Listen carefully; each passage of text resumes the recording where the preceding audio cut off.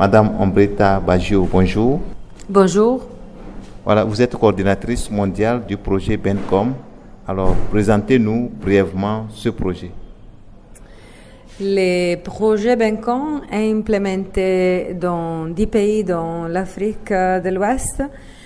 Et on a commencé pendant en fait et après l'épidémie Ebola pour améliorer la prévention de l'épidémie en Afrique de l'Ouest. On a eu l'appui de la Commission européenne, l'Union européenne, pour renforcer ces parts de la prévention. Après ça, on a décidé d'expandir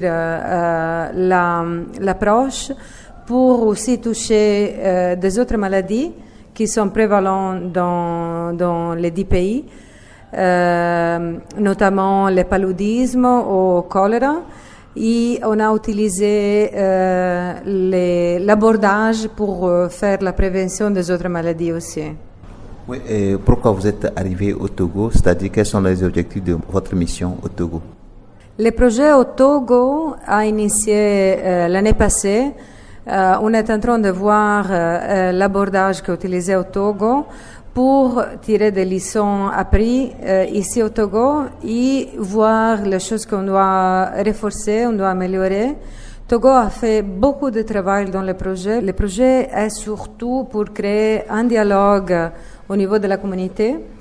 Et le dialogue est fait pas seulement à travers des volontaires, le dialogue est fait aussi avec la radio, qui c'est un canal de communication très fort ici, il est très oublié.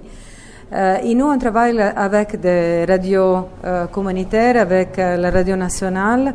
La connexion avec le travail de la communauté est faite à travers les questions que nous, on va recueillir avec la communauté, les questions que la communauté veut être mieux informée. Et à travers du débat communautaire, on va utiliser les données pour décider comment faire les programmes de radio. On les fait l'abordage dans toutes les régions qui on travaille et l'abordage est utilisé dans ces projets, mais on va aussi l'utiliser dans des autres projets qu'on fait avec des partenaires. Pour nous, c'était l'expérience pour voir comment faire la communication pour le changement de comportement de manière différente et de l'utiliser pour la mobilisation sociale qui on fait dans le cadre des autres projets. Alors, vous avez eu la chance de faire une descente sur le terrain pour apprécier le travail que font les volontaires BENCOM avec leur communauté. Alors, quelles ont été vos impressions? C'est très intéressant le travail que les volontaires font parce que c'est pas seulement envoyer le message à la communauté, mais c'est surtout discuter le message avec la communauté.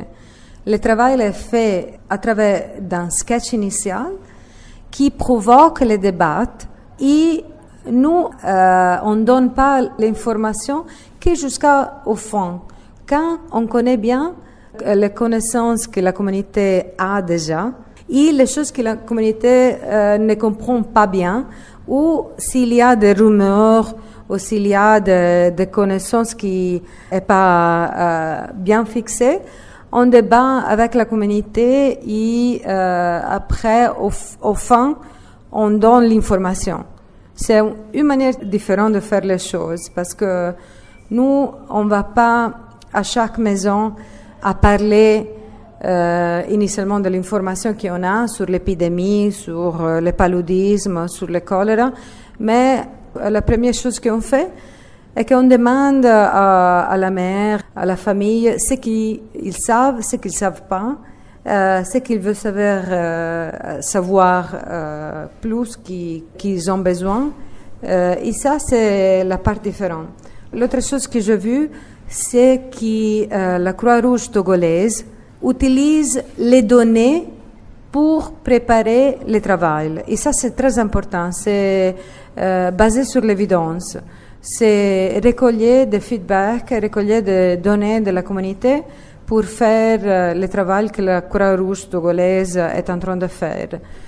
La Croix-Rouge togolaise, ils ont fait une très bonne étude au début du projet, et ça, je voudrais très bien souligner, qu'ils ont fait une étude CAP qu'ils ont utilisée pour faire les designs du projet, pour décider comment faire le projet. Et l'étude CAP, c'était très important. C'était la première fois qu'on a fait ça avec les volontaires, mais c'est un outil très très bon. Les volontaires, ils ont appris à le faire à faire les questionnaires avec le téléphone.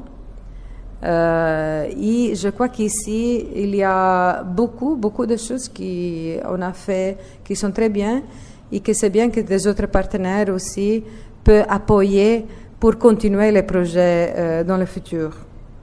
Voilà, vous sollicitez donc l'apport des partenaires pour améliorer dans le futur. Ce futur, justement, comment vous le voyez? Autrement dit, quelles sont les perspectives pour ce projet? La Croix-Rouge togolaise travaille dans la communauté avant l'émergence, après l'émergence, pendant l'émergence. Il sera toujours là avec les volontaires. Le futur du projet, c'est que les leçons apprises du projet vont être utilisées pour des autres interventions dans la communauté. La chose qu'on sollicite de tous les partenaires est d'appuyer les organisations locales. Parce que nous, les organisations internationales, on n'est pas là tous les jours, on n'est que là en accompagnement pendant une période, mais l'organisation locale, les médias locaux, les gouvernements sont eux qui vont continuer le bon travail. Et nous, on s'est rencontrés avec beaucoup de partenaires pour voir que chaque partenaire peut aider la Croix-Rouge togolaise.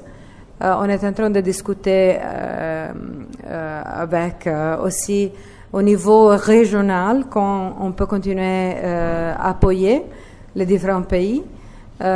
Ici, il y a en fait la Croix-Rouge togolaise, on a vu qu'ils ont de bonnes relations avec tous les partenaires et les gouvernements.